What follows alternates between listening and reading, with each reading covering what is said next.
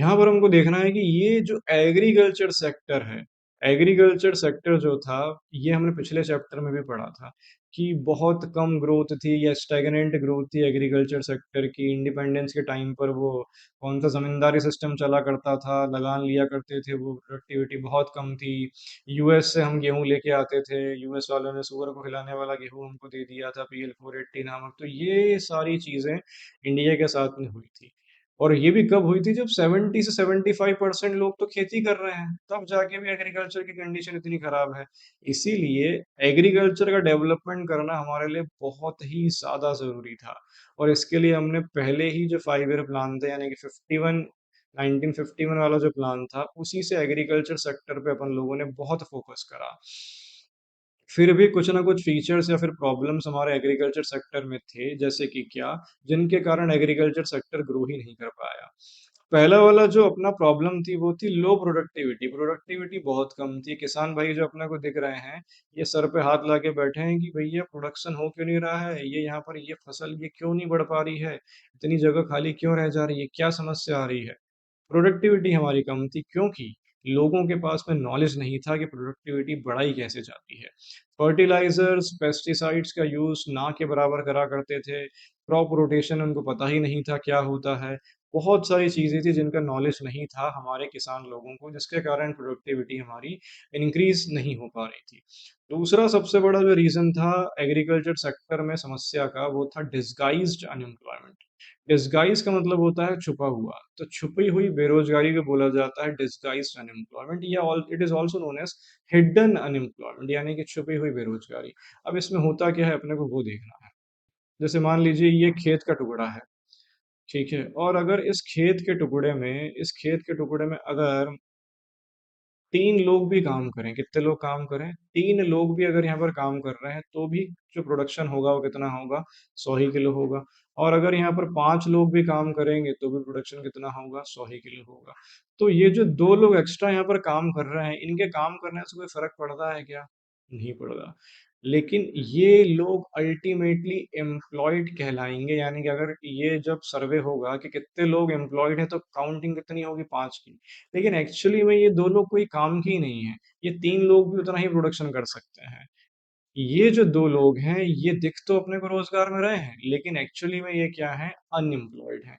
इनको कहा जाता है डिस्गाइज्ड अनएम्प्लॉयड, या फिर हिडन अनएम्प्लॉयमेंट, यानी कि ये छुपे हुए बेरोजगार हैं, रोजगार में दिख रहे हैं लेकिन ये बेरोजगार हैं। तो this is known as hidden unemployment. और ये एग्रीकल्चर सेक्टर में तब भी बहुत ज़्यादा थी, अभी भी काफ़ी ज़्यादा है। ये दूसरी प्रॉब्लम थी। तीसरी प्रॉब्लम हमारे सामने जो थी वो थी कि लड़ाई झगड़ा चलता रहता था टीनेंट में और लैंडलॉर्ड में।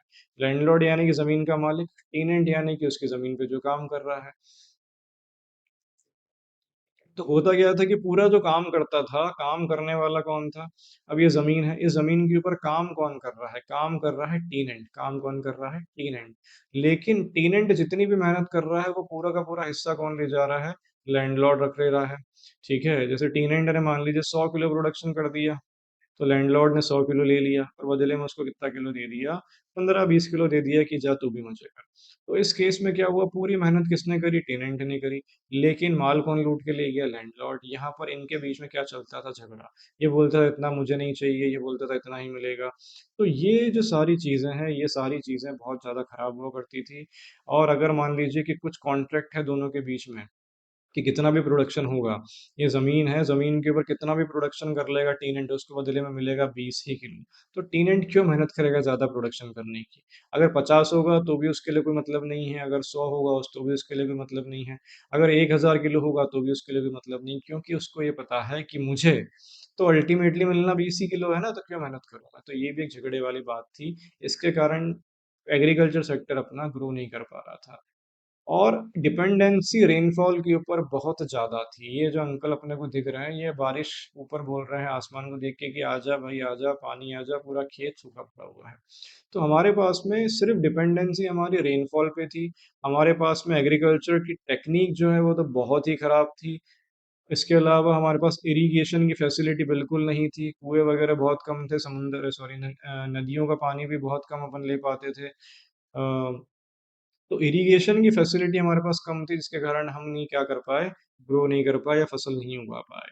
तीन चार प्रॉब्लम अपन लोगों ने देख ली है। पहली वाली जो प्रॉब्लम थी वो कौन सी थी, लो प्रोडक्टिविटी, यानी प्रोडक्टिविटी बहुत ही कम है। दूसरी वाली प्रॉब्लम थी कि हिडन अनएम्प्लॉयमेंट है। तीसरी थी conflict between tenant and landlord है। फोर्थ वाली है हाई डिपेंडेंसी ऑन रेनफॉल। उसके बाद अगली वाली प्रॉब्लम क्या बोलती है, सबसिस्टेंस फार्मिंग। सबसिस्टेंस का मतलब होता है एग्जिस्टेंस, यानी कि यहाँ पर आदमियों की सोच उस टाइम पे क्या हुआ करती थी, किसान भाइयों और बहनों की, कि अपन को क्या करना है, चार लोगों का परिवार है, चार लोगों के परिवार में 200 किलो गेहूं काफी है। कितना किलो गेहूं काफी है, 200 किलो। ये उनकी सोच थी कि 200 किलो गेहूं में अपना काम हो जाएगा, तो अपन 200 किलो ही गेहूं उगाते हैं। मतलब वो सिर्फ अपने एग्जिस्टेंस के लिए, अपने सबसिस्टेंस के लिए जितना चाहिए उतना ही प्रोडक्शन करते थे। उनका कभी मेन मोटिव ऐसा नहीं रहता था कि 200 की बजाय अपन 1000 किलो उगाएं या 500 किलो उगाएं, और बाकी जो बच रहा है अपने यूज करने के बाद उसको जाके मार्केट में बेच पाए। ऐसा उनकी सोच कभी भी नहीं रहती थी, जिसके कारण हम ग्रो नहीं कर पाए। फिर अगला वाला तो है बहुत जबरदस्त कि हमारे पास टेक्नोलॉजी बहुत थी, वही ऑब्सोलीट टेक्नोलॉजी, पुरानी पुरानी टेक्नोलॉजी का यूज करते थे।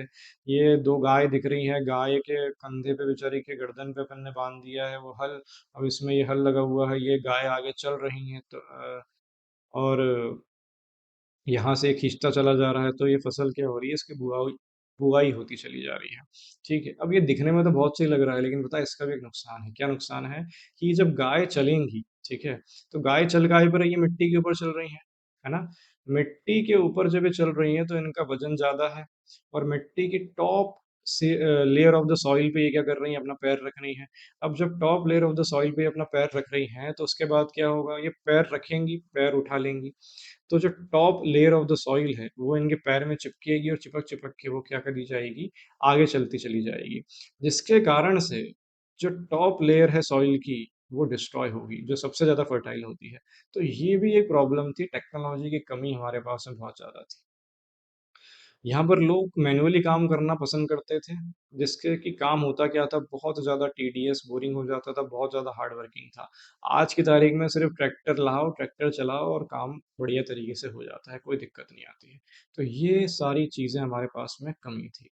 फिर अगला वाला एक प्रॉब्लम जो बहुत बड़ी प्रॉब्लम है, जो अलग से क्वेश्चन बन जाएगा 2-3 नंबर का, स्मॉल लैंड होल्डिंग से क्या रीज़न था। देखो, स्मॉल लैंड होल्डिंग का मतलब क्या हो गया, ये इतने सारे अपने को खेत दिख रहे हैं, एक खेत का टुकड़ा ये रहा, ठीक है, एक खेत का टुकड़ा यहाँ पर ये रहा, एक ये रहा, एक ये रहा, एक ये रहा।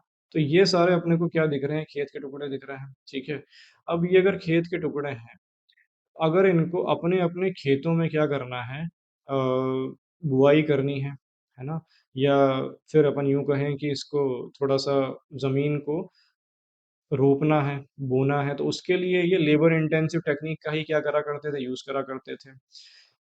अब अगर मान लीजिए कि ये लोग अगर मशीनरी का यूज कर लेते, कैसे यूज कर लेते, अगर एक मशीन लेकर आते, क्या लेके आते, एक मशीन लेकर आते, और उससे ये पूरा का पूरा काम अगर करने लग जाते ये अपने खेत का, तो काम अच्छे से हो पाता है, नहीं हो पाता, हो पाता। लेकिन अब समस्या पता है क्या है, कि मशीन लाने में ही समस्या है। क्यों, क्योंकि जिसके पास इतनी जमीन है, इतनी थोड़ी सी जमीन है, वो क्या मशीन अफोर्ड कर सकता है, क्या इतनी आसानी से नहीं कर सकता है। अगर उसी व्यक्ति के पास ये पूरी जमीन ही उसकी होती, तब क्या होता, तब यहाँ पर क्या होता कि जो काम है वो ट्रैक्टर की सहायता से फटाफट हो जाता, ठीक है। तो यहाँ पर यही एक समस्या है कि स्मॉल लैंड होल्डिंग होने से फार्मर का जितना भी प्रोडक्शन है वो एक तो बहुत कम हो रहा है, दूसरी बात वो अपना खुद का लेबर इंटेंसिव टेक्निक का यूज कर रहे हैं। हालांकि इसका एक रास्ता ये भी है कि एक मशीन लेकर आओ, एक मशीन लेकर आओ पूरे खेतों में एक साथ में, जब मौसम चल रहा है एग्रीकल्चर का, पूरे खेतों में इसको क्या कर दो अपन, पूरे खेतों में उसका यूज कर लो, और सब साथ में कलेक्टिव फार्मिंग अगर कर लेते हैं तो उस पर्टिकुलर प्रोड्यूस का प्रोडक्शन जो है वो बढ़ जाता है। अब इंडिया में स्मॉल लैंड होल्डिंग की प्रॉब्लम थी क्या, कि सपोज करो कि एक कोई आदमी है, ठीक है, उस आदमी के पास है 100 एकड़ जमीन। अब 100 एकड़ जमीन उसके पास में है, तो उस आदमी के जो बच्चे होते हैं वो कितने होते हैं, उसके चार बच्चे। चार बच्चों का नाम है ए, बी, सी और डी। अभी जो चार बच्चे उसके हुए हैं, तो उसकी डेथ अगर हो जाती है, तो उसके बाद हर किसी के हिस्से में कितनी जमीन आ गई, 25 25 25 25 एकड़ जमीन आ गई। अब मान लीजिए कि इन चारों आदमियों के 2-2 बच्चे हैं, ठीक है? तो ज़मीन कितनी हो गई? 12.5, 12.5, 12.5, 12.5, 12.5, 12.5। तो ऐसे करके अब हो क्या रहा है कि इनका पूरा का पूरा परिवार काय के ऊपर डिपेंडेंट है? उस ज़मीन के ऊपर ही डिपेंडेंट है। और ज़मीन क्या होती चली जा रही है? छोटी होती चली जा रही है। ज़मीन छोटी नहीं हो रही है, ज़मीन तो उतनी है, लेकिन बच्चे होते चले जा रहे हैं, तो हिस्सा होते जा रहा है, तो ज़मीन क्या होती चली जा रही है? ये छोटी होती चली जा रही है। तो यहाँ पर अपने को यही एक प्रॉब्लम थी कि लोगों के पास जो है वो ज़मीन बहुत ही कम थी। ज़मीन ज़्यादा होती तो वो लोग क्या करते, अच्छी खासी खेती करते। उस छोटी ज़मीन पे भी यूज़ किसका कर रहे थे? लेबर इंटेंसिव का। क्यों? क्योंकि मशीन अफ़ोर्ड कर पाना इतनी छोटी-सी ज़मीन के ऊपर क्या था, बहुत ज़्यादा मुश्किल भरा काम था। तो इसीलिए वो लोग फिर क्या करते थे, खुद ही के लिए सामान प्रोड्यूस कर लेते थे क्योंकि ज़मीन तो छोटी-सी है। मार्केट बेचने लायक वो प्रोडक्शन कर ही नहीं पाते थे। तो ये सारी प्रॉब्लम्स थी उस टाइम पर। मैंने भी देखा कि प्रॉब्लम्स तो एग्रीकल्चर सेक्टर में बहुत ज़्यादा थी। उसी प्रॉब्लम्स को दूर करने का जो सॉल्यूशन था, वो सॉल्यूशन था ये। हमारी गवर्नमेंट ने बनाई पॉलिसीज़ ताकि एग्रीकल्चर सेक्टर की ग्रोथ हो सके। उसके लिए हम लेकर आए लैंड रिफॉर्म, यानी कि एक प्रकार से कैसे इसको इम्प्रूव करा जाए, उसके लिए अपन लेके आए। लैंड रिफॉर्म का बेसिक मतलब था कि ये काम करो, लैंड होल्डिंग की ओनरशिप ही चेंज कर दो। इंडिया में क्या हुआ करता था कि ज़्यादातर जो ज़मीन थी वो कुछ ही लोगों के पास हुआ करती थी और बहुत सारे लोगों के पास में सिर्फ थोड़ी सी ज़मीन हुआ करती थी। इसके लिए गवर्नमेंट ने कहा कि इंडिया एक ऐसा देश है जहाँ पर बहुत सारे लोग एग्रीकल्चर सेक्टर पर डिपेंडेंट है और एग्रीकल्चर सेक्टर में भी अपने को क्या लेकर आनी पड़ेगी, इक्विटी लेकर आनी पड़ेगी, इक्विटी लेकर आनी पड़ेगी। 4 गोल में से एक गोल था कौन-सा वाला? 4th वाला, ग्रोथ, मॉडर्नाइज़ेशन, सेल्फ रिलायंस, और ये क्या था हमारे सामने? इक्विटी।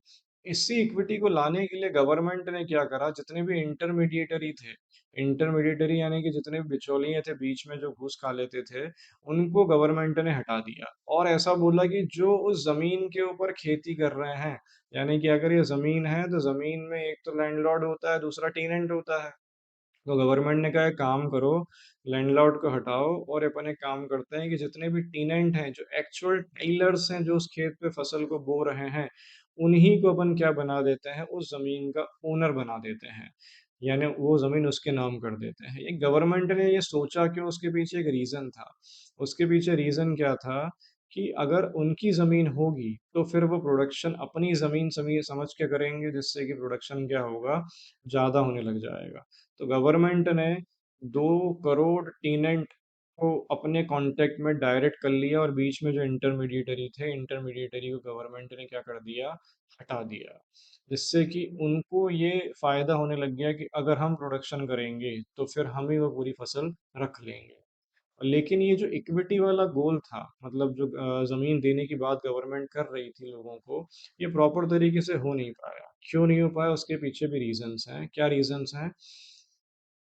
कि कुछ एरिया में क्या हुआ कि जो ज़मींदार लोग थे, ज़मींदार कितने चालू लोग थे देखना, कि जो ज़मींदार थे, वो क्या करते थे, उस उन लोगों ने लेजिस्लेशन में कुछ कमियाँ थी, यानी कि जो कानून गवर्नमेंट लेकर आई थी, कि अपन क्या करेंगे, लैंड रिफ़ॉर्म लेकर आएँगे, ये कानून में कुछ लूप होल्स थे। वो लूप होल्स यानी कि कमज़ोरियाँ ज़मींदारों ने पकड़ ली, ठीक है?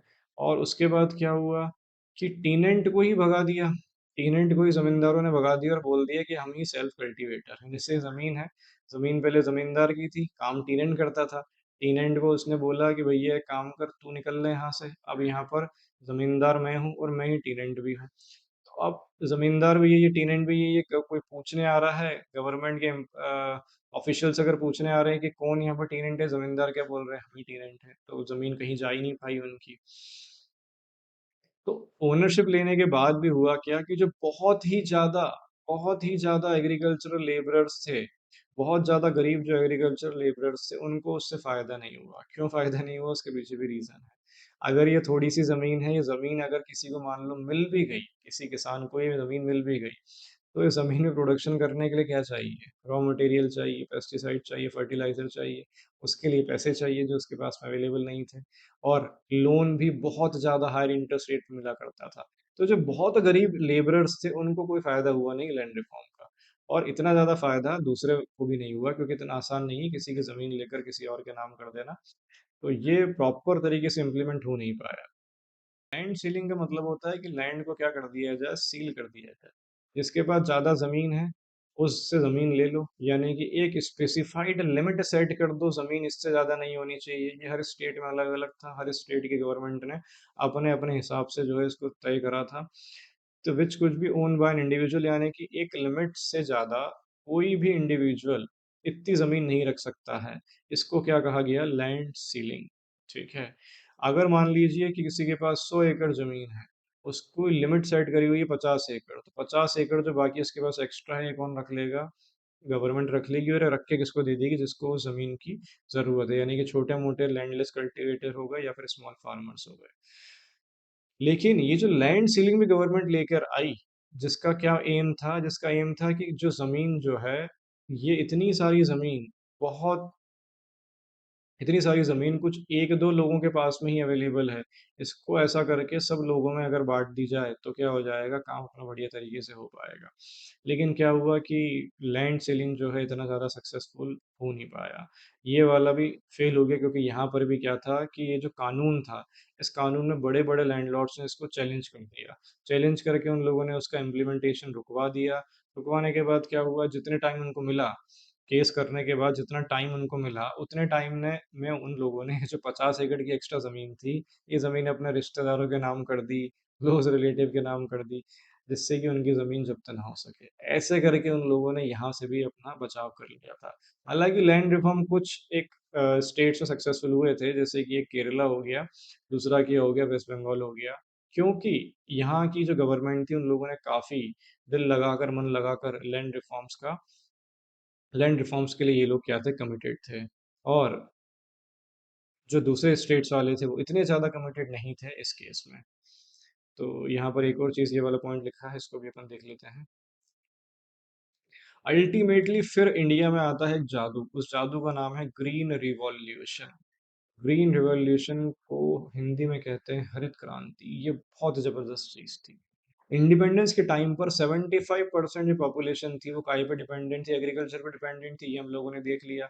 लेकिन इंडिया का जो एग्रीकल्चर है, वो खुद भी डिपेंडेंट था। काय पे डिपेंडेंट था? मानसून पे। यानी कि देश की पॉपुलेशन डिपेंडेंट है एग्रीकल्चर पे, और एग्रीकल्चर खुद डिपेंडेंट काय पे है? मानसून के ऊपर। अगर मानसून कम हो जाता है, पानी कम ज़्यादा गिर जाता है, तो फिर हमारे जो फार्मर्स हैं, उनको बहुत ज़्यादा दिक्कत का सामना करना पड़ता था। इसके कारण एग्रीकल्चर सेक्टर की जो प्रोडक्टिविटी थी, वो बहुत ही ज़्यादा कम होती थी, और हम क्या करते थे, आउटडेटेड टेक का भी यूज़ करते थे। जितना इंफ्रास्ट्रक्चर चाहिए था, उतना हमारे पास में था नहीं। तो ये सारी बेसिकली प्रॉब्लम्स है एग्रीकल्चर सेक्टर की। लेकिन हमारे साइंटिस्ट ने क्या करा, साइंटिस्टों ने मिलकर, हमारे एग्रीकल्चर साइंटिस्टों ने मिलकर एक कंसेप्ट लेकर आए, जिसका नाम था ग्रीन रिवॉल्यूशन। ग्रीन रिवॉल्यूशन मतलब होता है क्रांति। तो ग्रीन रिवॉल्यूशन आया था हमारे देश में। आया कब था? ये 1966 में आया था बेसिकली। 1966 में आया था। इसमें था क्या? इसमें था ऐसा कि एक काम करो, ऐसा एक जादुई, इतना शानदार बीज बना दो, जिससे कि जादू हो जाए। अब जादू कैसे होगा?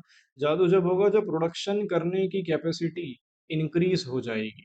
यानी कि अगर ये ज़मीन है, इस ज़मीन के ऊपर पहले मान लीजिए 10 किलो का प्रोडक्शन होता था, तो ये जो बीज आया, कौन-सा बीज आया? HYV, high yielding variety. गलती से कुछ लोग इसको HIV भी बोल देते हैं, ये नहीं बोलने का। HYV, high yielding variety seeds. High yielding variety seeds जब ये आया था, तब यही ज़मीन पे जो पहले 10 किलो का प्रोडक्शन होता था, अब वो प्रोडक्शन बढ़कर 40 किलो होने लग रहा था। मतलब कि 4 गुना प्रोडक्शन को इस बीज ने क्या कर दिया था, इंक्रीज़ कर दिया था। बहुत ही ज़बरदस्त ये था। हालाँकि ये जो ग्रीन रिवॉल्यूशन का जो बीज था HYV वाला, ये हम कहाँ से लेके आए थे? ये हम लोगों ने यूएस के एक साइंटिस्ट थे, नॉर्मन ई बोरलॉग। इनने सबसे पहले HYV सीड्स को इनने क्या करा था, डिस्कवर करा था।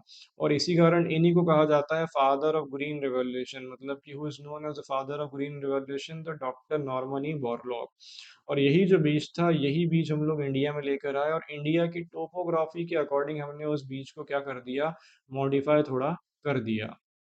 और इंडिया में ये जिसने काम करा, उनका नाम था MS स्वामीनाथन। यानी अगर आपसे पूछे who is known as the father of green revolution, तो वो तो है नॉर्मन ई बोरलॉग। लेकिन who is the father of green revolution in India, India में किसने करा? तो आप क्या नाम बताओगे? MS स्वामीनाथन। ठीक है, एम एस स्वामीनाथन, है ना? Do remember this. और ये जो नॉर्मनी बोरलॉग थे, नॉर्मनी बोरलॉग को क्या है, नोबेल पीस प्राइज भी मिला था 1970 में। ठीक है, इतना अच्छा इन्होंने बीच डिस्कवर करा था। लेकिन इंडिया में कौन लेके आया था? M S Swaminathan. ये इनकी फोटो अपने को दिख रही है, ये जो अंकल अपने को दिख रहे हैं, ये है M S Swaminathan, the father of green revolution. यहाँ पर पीछे अपने को भी दिख रहा है कि ये देखो, ये जो भी जानवर है मस्त घास वास का सेवन कर रहा है। फिर हम देखते हैं कि ग्रीन रेवोल्यूशन जो था, ये ग्रीन रेवोल्यूशन का ओरिजिन कहाँ से हुआ था कि 1966 में आया था ग्रीन रेवोल्यूशन, खरीफ वाले सीजन में। और यहाँ पर HYV सीड्स हुआ करता था। लेकिन HYV सीड जैसे हल्का फुल्का सीड नहीं था, इस सीड को बहुत ज़्यादा पानी चाहिए होता था। मतलब पानी भी काफ़ी चाहिए, उसके अलावा फर्टिलाइज़र भी भरपूर डालना पड़ता था, पेस्टिसाइड भी, इंसेक्टिसाइड भी। ये सारी चीज़ें इस पर्टिकुलर सीड को चाहिए होती है, तभी ये सीड से हमारी फसल क्या हो पाती थी, ग्रो हो पाती थी। तो इसके लिए बहुत ज़्यादा काम हुआ हमारे एग्रीकल्चर सेक्टर पे। और 1967 से 1968 तक फूड प्रोडक्शन जो हमारा था वो नियरली 28.8% इंक्रीज हो गया था। मतलब आने के तुरंत बाद, 1-2 साल के बाद ही ये प्रोडक्शन इतना इंक्रीज हो गया। और ये तो जब हुआ जब इसको बहुत सारे स्टेट्स ने यूज़ भी नहीं करा। क्योंकि अगर नई टेक्नोलॉजी आती है तो पहले उसको टाइम लगता है, पहले छोटे मोटे स्टेट्स ने इसको यूज़ करके देखा, फिर सारे स्टेट्स में धीरे-धीरे पहुँचा, तो फिर प्रोडक्शन और बढ़ गया था। लेकिन शुरुआत में ये प्रोडक्शन कितना हुआ था? 28.8% ही बढ़ पाया था, लेकिन ये भी बहुत अच्छा है। और इसके बाद ही हम क्या हो गए थे? सेल्फ सफिशिएंट हो गए थे फूड ग्रेन्स पे, यानी कि हम जो पहले यूएस पे डिपेंडेंट थे, अब हमारी डिपेंडेंसी किसी के ऊपर भी नहीं थी। यहाँ पर एक लाइन लिखी है, from a grain deficient nation to food security for all. मतलब हम ग्रेन डेफिशिएंट थे, हमारे पास फसल नहीं होती थी, कमी होती थी। अब हम सबको फूड सिक्योरिटी प्रोवाइड कर रहे हैं, यानी कि इंडिया के अंदर तो अपन है ही सही, लेकिन इंडिया के बाहर भी क्या कर पा रहे हैं, अपन अपनी फसल को बेच पा रहे हैं। ऐसे करके हम लोगों ने, जब से ग्रीन रिवॉल्यूशन आया तब से प्रोडक्शन करने की कैपेसिटी इंडिया की क्या हो गई है, इंक्रीज हो गई है। इसीलिए इसको एग्रीकल्चरल रिवॉल्यूशन का मेन रीजन भी कहा जाता है। किसको कहा जाता है? HYV सीड्स को। क्योंकि इस सीड में क्या था? जादू था। एग्रीकल्चरल प्रोडक्टिविटी क्या कर दी थी इसने? बढ़ा दी थी। लेकिन ये वहीं पर यूज़ हो सकता था जहाँ पर क्या चीज़ हो, प्रॉपर पानी अवेलेबल हो, पेस्टिसाइड अवेलेबल हो, सीड्स अवेलेबल हो, ये सारी चीज़ें हो। हालाँकि इस वाले सीड में अपने को केमिकल फर्टिलाइज़र का जो डोज़ था वो ज़्यादा डालना पड़ता था, यानी कि 4 से 10 गुना ज़्यादा 4 से 10 गुना ज़्यादा अपने को फर्टिलाइज़र इसमें स्प्रिंकल करना होता था। और इसके लिए फार्मर्स अगर बेनिफिट उठाना चाहता है काय का, ग्रीन रिवॉल्यूशन का, तो उसके लिए पानी चाहिए, पैसा भी चाहिए, जिससे कि वो क्या कर पाए, फर्टिलाइजर और पेस्टिसाइड खरीद पाए। ये हमारी इकोनॉमी में जो ग्रीन रिवॉल्यूशन आया, ये दो फेज में आया। पहले फेज में जो आया वो आया 1960 से लेकर 1970 तक। और उस टाइम पे जो आया है, ये बहुत जो एफ्लुएंट स्टेट हुआ करते थे, मतलब एकदम पैसों से लबालब अमीर स्टेट्स हुआ करते थे। पंजाब हो गया, आंध्र प्रदेश हो गया, तमिलनाडु हो गया, ये स्टेट्स में ये सबसे पहले आया। उसके बाद जब इनको इससे फ़ायदा हुआ, यानी कि इनकी जब इनकम डबल, ट्रिपल, क्वाड्रुपल होती चली गई, उसके बाद में फिर ये जो है, ये दूसरे फ़ेज़ में कहाँ पर आया? दूसरे फ़ेज़ में आया ये बाकी के जितने भी स्टेट्स हैं, वहाँ पर। क्योंकि पहले यहाँ पर टेस्टिंग हुई ना, दूसरे स्टेट्स वेट कर रहे थे कि यहाँ पर कैसा इसका इम्पैक्ट पड़ता है, अगर अच्छा रहा तो हम भी यूज़ करेंगे। तो पहले फेज में 60 से 70s में आया, 1960 से। फिर 1970 से 1980s में आया दूसरे फेज में। तो ऐसे करके ग्रीन रिवॉल्यूशन आया। ग्रीन रिवॉल्यूशन के आने से जो बहुत ज़्यादा फ़ायदा हुआ, यानी कि मेरिट्स अपन देखें ग्रीन रिवॉल्यूशन के, तो बहुत अच्छे थे। मतलब इंडिया अब अमेरिका की मर्सी के ऊपर डिपेंडेंट नहीं था। मर्सी मतलब होता है रहम, यानी कि हम अमेरिका के रहम के ऊपर डिपेंडेंट नहीं थे। अब हमारा काम खुद ही से चल पा रहा था, यानी कि no one can stop us now. इसके कारण हुआ क्या, फायदे क्या हुए? पहला फायदा हुआ कि हम लोगों ने मार्केटेबल सरप्लस अचीव कर लिया। सरप्लस मतलब होता है ज्यादा, मार्केटेबल सरप्लस होता है मार्केट में बेचने के लिए एक्स्ट्रा जितना सरप्लस था वो हमारे पास में अवेलेबल था। मतलब ऐसा है कि फार्मर ने, मान लीजिए, प्रोडक्शन करा कितना, 500 किलो का। 500 किलो में से उसने 50 किलो खुद के लिए रखा और 450 किलो मार्केट में बेचने के लिए निकाल दिया। तो यही है मार्केटेबल सरप्लस, यानी मार्केट में बेचने के लिए कितना क्रॉप अवेलेबल है, तो 450 किलो। तो मार्केटेबल सरप्लस हो गया, देखो यहाँ पर ये फ़ोटो में अपने को दिख रहा है। ये तो नहीं, ये नहीं, ये यहाँ पर इसको देखो, ये जो फसल अपने को दिख रही है, ये फसल क्या होती चली जा रही है? फसल अपने को दिख रही है कि बहुत अच्छी ग्रो कर रही है। यहाँ हाथ में देखो आप टमाटर, लाल टमाटर बड़े मज़ेदार, यहाँ पर ये ड्रैगन फ्रूट वगैरह भी है। ऐसे करके क्या हो रहा है कि मार्केटेबल सरप्लस अचीव हो गया, मतलब कि हमारी जो इकोनॉमी थी उसमें अब हम प्रोडक्शन इंडिया में करने के साथ साथ खुद खाने के बाद जितना बच रहा है उसको बेच भी सकते थे, इंडिया में भी बेच सकते थे और इंडिया के बाहर भी बेच सकते थे। और इसी एच वाई सीड्स के कारण हमारे देश में जितना भी स्टॉक था फूड ग्रेन्स का, वो भी क्या होने लग गया था, बढ़ने लग गया था। पहले तो हम डिपेंडेंट थे दूसरे देश पे, अब हम क्या है, स्टॉक मेंटेन कर रहे हैं हमारे देश के अंदर। तीसरा वाला जो फ़ायदा ये हुआ कि लो इनकम ग्रुप्स को बहुत फ़ायदा हो गया। क्यों फ़ायदा हो गया? देखो, हुआ क्या कि बहुत सारा प्रोपोर्शन फूड ग्रेन्स का फार्मर्स मार्केट में बेचा करते थे। अब फार्मर ने बेचा तो क्या हो गया कि उसके प्राइस जो है वो डिक्लाइन हो गए, मतलब कि लोगों को फ़ायदा हुआ। कैसे फ़ायदा हुआ? कि जो गेहूँ मान लीजिए पहले ₹5 का 1 किलो आता था, कितना आता था? ₹5 का 1 किलो। अब क्या हुआ है कि जो सप्लाई है मतलब कि फूड ग्रेन का प्रोडक्शन बढ़ गया तो सप्लाई भी बढ़ गई होगी 4 गुना अगर बढ़ा है तो। है ना? तो प्रोडक्शन करने से क्या हो गया, सप्लाई बढ़ गई। अब जब सप्लाई बहुत ज़्यादा हो जाती है किसी भी प्रोडक्ट की तो मार्केट में उसके प्राइस क्या हो जाते हैं, उसके प्राइस कम हो जाते हैं। तो जो लो इनकम ग्रुप के लोग थे, उनको ये सामान कैसा पड़ने लग गया, बहुत सस्ते रेट पर। क्योंकि यहाँ पर सप्लाई ज़्यादा हो गई तो प्राइस थोड़े से कम हो गए। तो गरीब लोग भी अब ईज़िली क्या कर पा रहे थे, इसको अफ़ोर्ड कर पा रहे थे। हालाँकि ग्रीन रिवॉल्यूशन में कुछ एक नुकसान भी थे। हर सिक्के के 2 पहलू, एक हेड दूसरा टेल, एक फायदा दूसरा नुकसान। तो यहाँ पर कुछ डीमेरिट भी थे ग्रीन रिवॉल्यूशन के। क्या डीमेरिट थे कि इसका जो सीड था उसके ऊपर पेस्ट लोग बहुत जल्दी अटैक कर देते थे, कीड़े मकोड़े बहुत जल्दी इसके ऊपर क्या कर देते थे, ये अटैक कर दिया करते थे। यानी कि थोड़ा सा ये टेक्नोलॉजी अगर देखा जाए तो रिस्की था। अगर आपने प्रॉपर तरीके से इसका ध्यान नहीं रखा तो इसके ऊपर पेस्ट लोग अटैक कर देते थे, जो स्मॉल फार्मर्स के लिए बहुत रिस्की था। दूसरा वाला क्या इसका ड्रॉबैक था कि इनकम इनइक्वालिटी भी इससे क्या हो रही थी, बढ़ती जा रही थी। इनकम इनइक्वालिटी मतलब इनकम की असमानता, यानी कि अमीर लोग और अमीर हो रहे थे, पुअर लोग गरीब हो रहे थे। बहुत ज़बरदस्त पॉइंट है ये, देखना कैसे। देखो, अब हो क्या रहा था कि रिच लोग जो थे, उनको क्या हो रहा था, उनको उनकी इनकम बढ़ती चली जा रही थी, है ना? क्योंकि उनके पास ज़मीनें ज़्यादा हैं, प्रोडक्शन वो ज़्यादा कर सकते हैं। लेकिन जो बेचारा गरीब आदमी है, पुअर किसान था, पुअर किसान के लिए प्रॉब्लम क्या थी कि उसके लिए तो प्रोडक्शन भले बढ़ रहा था, लेकिन मार्केट में एक्सेस सप्लाई होने के कारण प्राइस भी क्या होती चली जा रही थी, कम होती चली जा रही थी। तो उसके लिए बात एकदम इक्वल ही रही, ना ज़्यादा फ़ायदा हुआ, ना ज़्यादा नुकसान हुआ। दूसरी बात एक और थी कि जो पुअर फार्मर है, उस ये सारी चीज़ें अफ़ोर्ड करने के लिए एचवाईवी सीड अफ़ोर्ड करने के लिए या इसके अलावा फर्टिलाइज़र हो गया, पेस्टिसाइड हो गया, इंसेक्टिसाइड हो गया, ये सब कुछ अफ़ोर्ड करने के लिए उसको क्या चाहिए था? पैसा चाहिए था, जो उसके लिए काफ़ी महँगा पड़ रहा था। पुअर वाले इनकम को पुअर वाले फार्मर को इतना ज़्यादा फ़ायदा इससे हुआ नहीं जितना कि रिच फार्मर को हुआ। रिच फार्मर और रिच होता चला गया और गरीब आदमी और गरीब होता चला गया। इनके बीच की जो इनकम इनइक्वालिटी थी वो क्या हो गई? बढ़ गई। ऐसे करके हमने देखा कि 2 यहाँ पर अपने सामने ड्रॉबैक निकल के आते हैं। लेकिन गवर्नमेंट ने कुछ न कुछ ऐसा काम ज़रूर किया जिससे कि ये जो किसान गरीब थे, उनके लिए कुछ काम हो पाए। काम क्या करा गवर्नमेंट ने? गवर्नमेंट ने उनको सब्सिडी प्रोवाइड कर दी। बोले तुम किसान गरीब लोग हो, एक मतलब तुम अगर गरीब किसान हो तो तुम एक काम करो कि जितना भी फर्टिलाइज़र, पेस्टिसाइड और इंसेक्टिसाइड यूज़ करना है, उसके लिए काम करो हमसे सब्सिडीज़ ले लो। ठीक है, क्या ले लो हमसे? सब्सिडीज़ ले लो। मतलब कम रेट पे ले लो। ₹100 का अगर कोई फर्टिलाइज़र है, तो तुम सिर्फ़ ₹70 दो, ₹30 गवर्नमेंट बोलती है कि हम दे देते हैं उसको।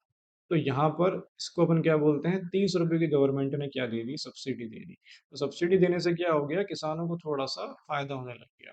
लेकिन ये जो सब्सिडी भी गवर्नमेंट ने दी, ये दोनों फार्मर को दी, मतलब कि रिच को भी दी और पुअर को भी दी। तो कुल मिला के बात वही हो गई।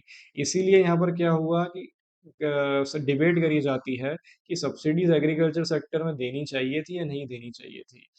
ठीक है?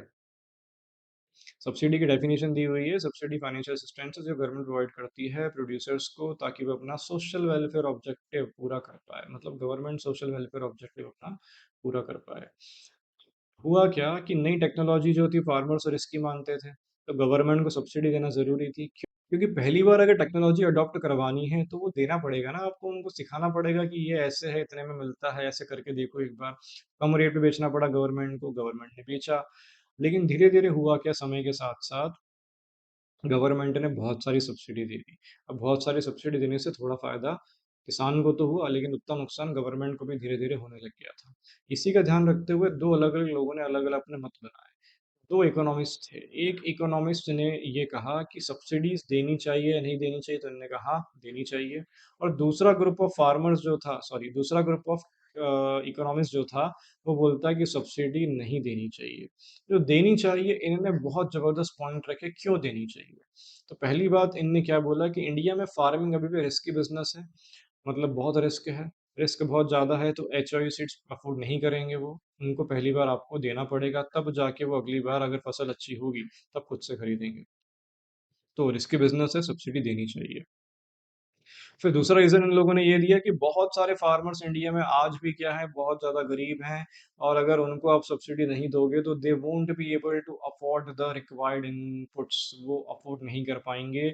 और अगर वो अफोर्ड नहीं कर पाएँगे तो एचओए सीड्स का यूज़ नहीं होगा तो देश का प्रोडक्शन नहीं बढ़ेगा। इसीलिए सब्सिडी दो। पहला रीज़न क्या है कि रिस्की बिज़नेस है इंडिया में फार्मिंग। दूसरा, बहुत सारे किसान लोग आज भी गरीब हैं। और तीसरा है कि अगर सब्सिडी हटा देते हो तो इनकम इनइक्वालिटी बढ़ जाएगी, यानी कि अमीर आदमी और अमीर हो जाएगा, गरीब आदमी धीरे-धीरे हो सकता है कि और गरीब हो जाए, तो इनके बीच का ये जो गैप है, ये गैप क्या होता चला जाएगा, बढ़ता चला जाएगा। इसीलिए सब्सिडी देना बहुत ज़्यादा ज़रूरी थी। ऐसा इन लोगों ने ये 3 पॉइंट्स रख के अपनी बात कही। और यही जो 3 पॉइंट्स था, इसी के अगेंस्ट में भी इसी के अगेंस्ट में जो इकोनॉमिस्ट आए, उन लोगों ने भी बहुत बढ़िया पॉइंट रखे अगेंस्ट में। क्या पॉइंट रखे कि फर्टिलाइज़र इंडस्ट्री की जो बेनिफिट है एग्रीकल्चरल सब्सिडी का, वो जा किसको रहा है? वो जा रहा है फर्टिलाइज़र इंडस्ट्री को और सिर्फ़ प्रॉस्पेरस फार्मर्स को, यानी कि गरीब किसान को तो मदद हो ही नहीं रही है।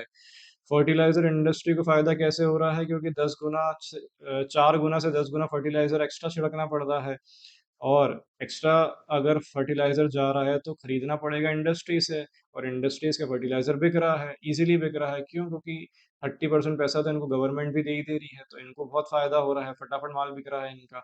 और प्रॉस्पेरस फार्मर को क्या फ़ायदा हो रहा है? इसको तो भैया ₹100 का सामान 70 में मिल जा रहा है। हालाँकि ये 100 में अफ़ोर्ड कर सकता है, लेकिन फिर भी इसको कितने ही देने पड़ रहे हैं? सिर्फ़ ₹70, तो ₹30 का फ़ायदा इसको यहाँ से भी हो रहा है। फिर दूसरा रीज़न निकल के ये आया कि सब्सिडी क्यों नहीं देनी चाहिए। दूसरा रीज़न निकल के आया कि फिस्कल बर्डन, मतलब गवर्नमेंट के फाइनेंस पे, गवर्नमेंट के ऊपर क्या बढ़ता चला जा रहा है, इसका बर्डन बढ़ता चला जा रहा है, इसलिए भी नहीं देनी चाहिए। तो 2 पॉइंट अपन लोगों ने देखे। पहला पॉइंट क्या है कि फर्टिलाइज़र इंडस्ट्री को ही सिर्फ़ फ़ायदा हो रहा है और प्रॉस्पेरस फार्मर्स को ही फ़ायदा हो रहा है। फ़ायदा इतना हो रहा है कि ये लोग नोटों की खेती करने लग रहे हैं। दूसरा, नुकसान हो रहा है गवर्नमेंट को, क्योंकि गवर्नमेंट के फाइनेंस पे उल्टा बर्डन क्या हो जा रहा है, बढ़ जा रहा है। लेकिन कुछ इकोनॉमिस्ट ने ऐसा कहा कि सब्सिडीज़ जो है वो गवर्नमेंट को दे देनी चाहिए थी, लेकिन उतने टाइम के लिए, जितने टाइम के लिए उनके लिए टेक्नोलॉजी एचवाईवी वाली नहीं थी। एक बार जब पता पड़ गया कि एचवाईवी टेक्नोलॉजी क्या है, सब लोगों ने इसको अडॉप्ट कर लिया, प्रोडक्शन बहुत ज़्यादा हो गया, उसके बाद इस सब्सिडी को क्या कर देना चाहिए था, हटा देना चाहिए था। ये वाला पॉइंट बहुत अच्छा है कि देना चाहिए, नहीं देना चाहिए, एक बार पहले शुरू में दे दो, उसके बाद जब सबको पता पड़ गया कि हाँ, अच्छी चीज़ है, तो हटा दो। ऐसे करके अपन देख सकते हैं कि क्या चीज़ थी इसमें।